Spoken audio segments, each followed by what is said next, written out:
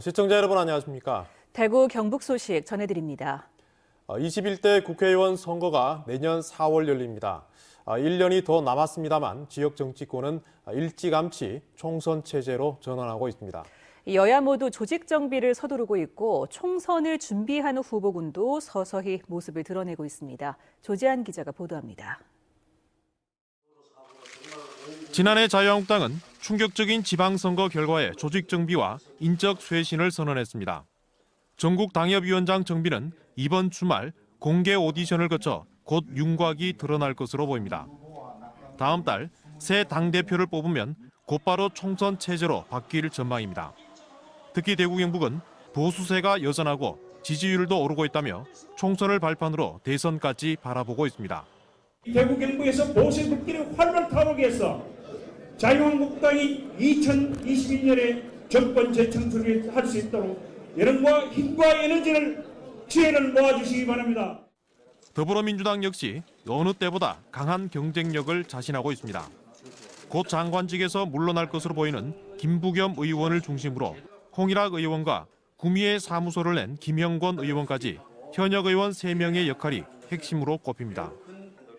집권당으로서 예산 확보와 함께 지역 현안에 적극 나서 유권자의 평가를 이끌어내겠다는 생각입니다.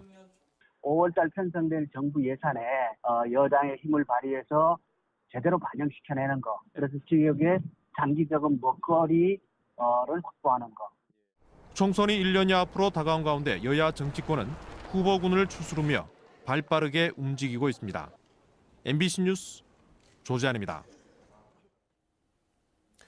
각종 비리 의혹으로 논란의 중심에 있는 천주교 대구 대교구가 교구가 과거 친군부 독재 행위를 했다 이렇게 비판한 신자를 명예훼손으로 고소했습니다. 검찰이 무혐의로 보고 불기소했지만 교구는 신자에게 사과조차 하지 않았습니다. 왜 반성과 부끄러움은 늘 신자만의 몫일까요? 보도에 신병철 기자입니다.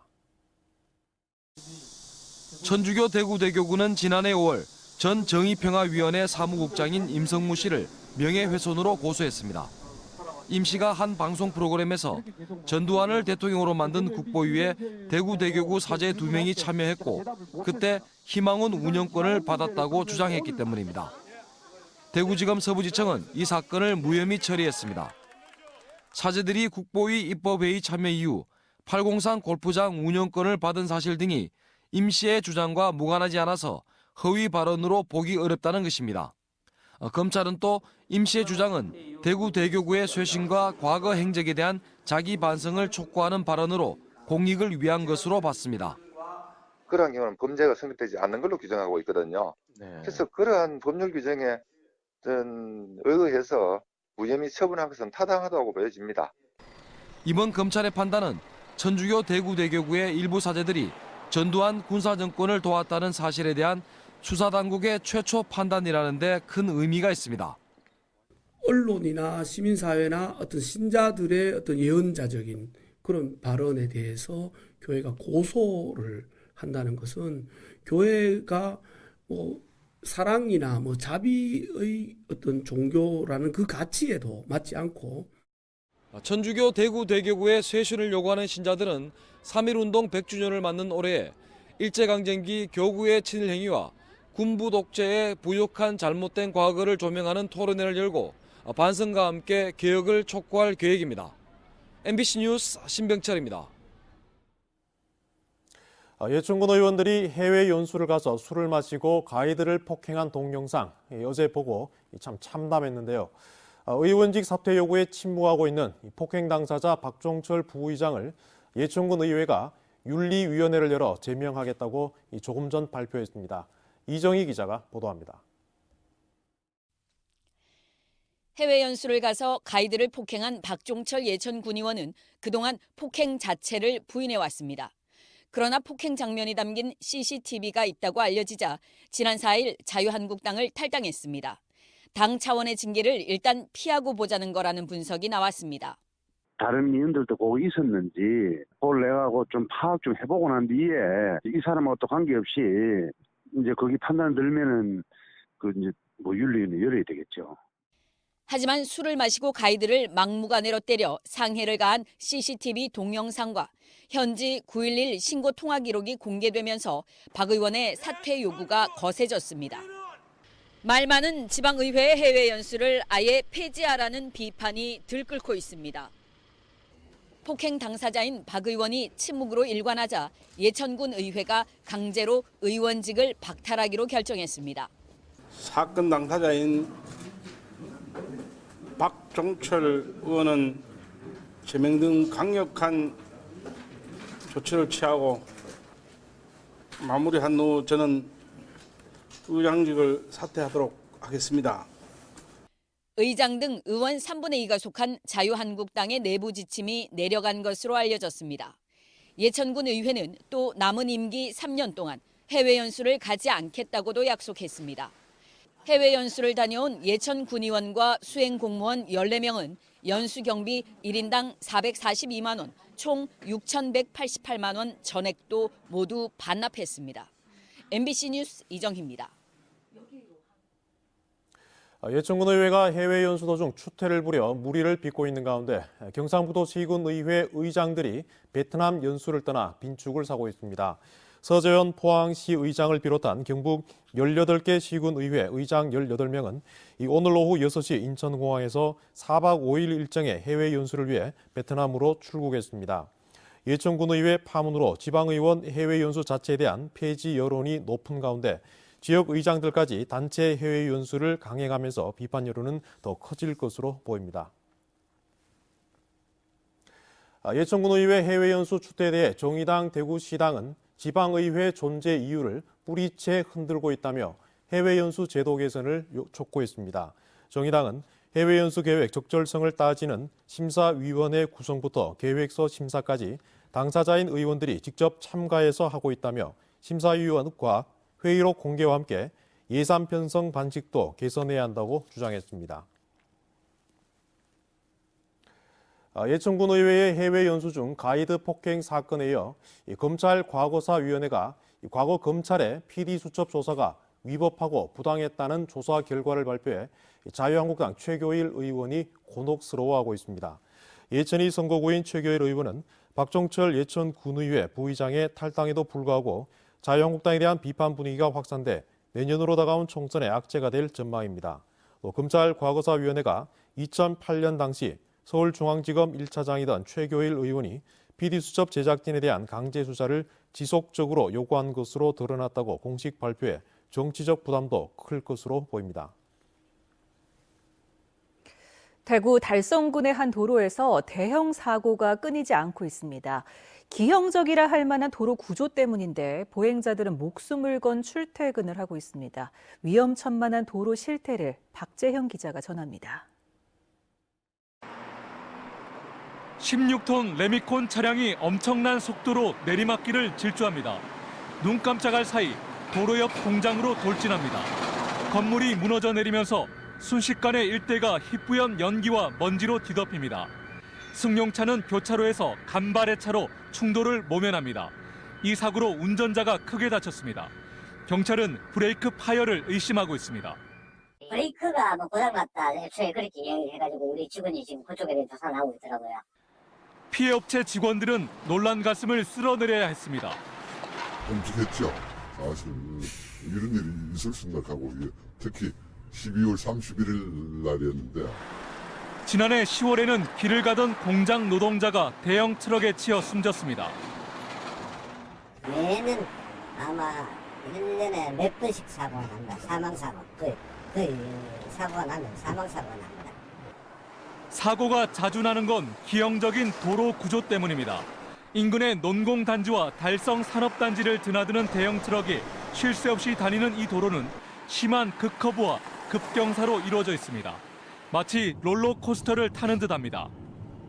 도로 곳곳에 충돌을 방지하기 위한 구조물이 설치돼 있지만 사고 위험은 여전합니다. 지난 가을에도 한번 트레일러가 맞아가지고 수리한 거랍니다. 보행자들은 오늘도 인도 없는 도로를 걸으며 목숨을 건 출퇴근을 이어가고 있습니다. MBC 뉴스 박재영입니다. 대구에서 홍역에 걸린 환자가 추가로 발생했습니다. 대구시는 38살 여성이 열과 발진 증세로 어제 병원을 찾아 홍역 확진 검사를 한 결과 양성으로 나와 이 여성을 집에 머물도록 하고 이동 경로 등 역학 조사를 하고 있습니다. 이로써 지난달부터 지금까지 대구에서는 영유아 4명과 성인 2명이 홍역 확진 판정을 받았습니다. 한편 대구 달서구의 한 산후조리원에서 발생한 전염성 호흡기 질환 신생아 환자는 지금까지 20명이 확진 판정을 받았습니다. 동북지방통계청에 따르면 지난해 경북 지역 실업률이 4.1%로 전년보다 1.3%포인트 늘었습니다. 이는 실업률 통계를 새로 작성한 2000년 이후 19년 만에 가장 높은 수치입니다. 동북지방통계청 관계자는 구미 지역 대기업들이 생산시설을 수도권으로 옮긴 것을 원인으로 꼽았습니다. 지난해 대구 지역 실업률도 4.4%로 2003년 4.4% 이후 15년 만에 가장 높았습니다.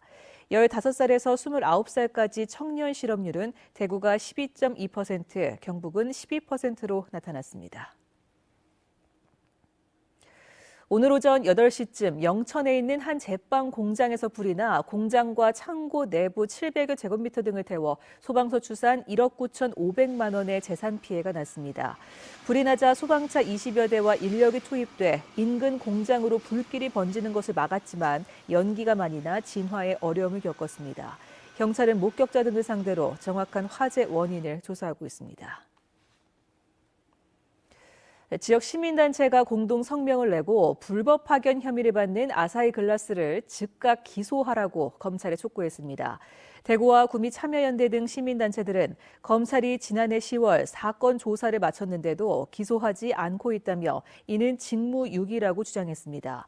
시민단체들은 아사히글라스 비정규직 노동자들이 부당 해고된 지 5년, 고소한 지는 3년 5개월이 지났다며 하루빨리 기소해 이들의 고통을 끝내라고 검찰에 요구했습니다. 지난해 대구에서 하루 평균 4건의 화재가 발생해 18명이 숨진 것으로 조사됐습니다. 대구시 소방안전본부에 따르면 지난 1년 동안 1,440건의 불이 나 18명이 숨지고 64명이 다쳤습니다. 사망자 가운데 절반은 주택 내 소화기, 경보형 감지기를 설치하지 않은 단독주택에 살았습니다. 재산 피해는 111억 원으로 집계됐습니다. 화재 원인은 담뱃불에 따른 부주의가 가장 많았고 전기, 기계적 요인이 뒤를 이었습니다. 인형 뽑기방 지폐 교환기를 턴 10대들이 잇따라 경찰에 붙잡혔습니다. 대구 수성경찰서는 16살 A군 등 2명을 특수 절도 혐의로 구속하고 나머지 1명을 불구속 입건했습니다. 이들은 지난해 11월 말 무렵 대구와 경주 등을 돌아다니며 인형 뽑기방 지폐 교환기를 절단기로 부수고 현금을 빼가는 수법으로 10차례에 걸쳐 810만 원을 훔친 혐의를 받고 있습니다. 대구 동부경찰서도 지난해 말 대구 시내 인형 뽑기방 6곳의 지폐 교환기를 부수고 현금 440여만 원을 훔친 혐의로 10대 4명을 수사하고 있습니다. 대구시 보건환경연구원은 이달부터 도심 산단 주변 악취 상습 발생 지역 6곳의 오염도 조사를 합니다. 조사 대상은 서구 비산동과 평리동, 중리동, 달서구 이곡동과 용산동, 북구 사수동 등으로 매달 2번씩 조사할 계획입니다. 대구시는 지난 2016년부터 23억 원을 들여 염색산업단지와 서대구 공단 등의 악취 저감 방안을 시행했지만 악취가 발생한다는 민원이 끊이지 않고 있습니다. 경북의 경기가 지난 2008년 금융위기 이후 가장 나쁠 것이란 분석이 나왔습니다. 대구경북연구원은 현재 경기 상황을 보여주는 경기 동행지수 순환 변동치가 경북은 지난해 96.9로 이미 불황으로 접어든 데다 내수 위축과 생산량 감소 심화로 올해 경기는 금융위기 이후 최악을 보일 것으로 내다봤습니다. 고용률은 지난해와 비슷한 61.9%를 유지하고 실업률은 4.1%로 다소 나아질 것으로 보이지만 최저임금과 근로시간 단축에 여파가 있을 것으로 전망했습니다. 다음은 희망 2019 나눔 캠페인에 성금을 보내주신 분들입니다. 주식회사 거성건설 장운숙 대표가 100만 원, 문영당 김흥석 대표 100만 원, 주식회사 두성건설의 양기석 대표가 200만 원, 성주군 성주읍 임정사에서 100만 원, 흥농 농약사에서 100만 원을 보내주셨습니다. 고맙습니다.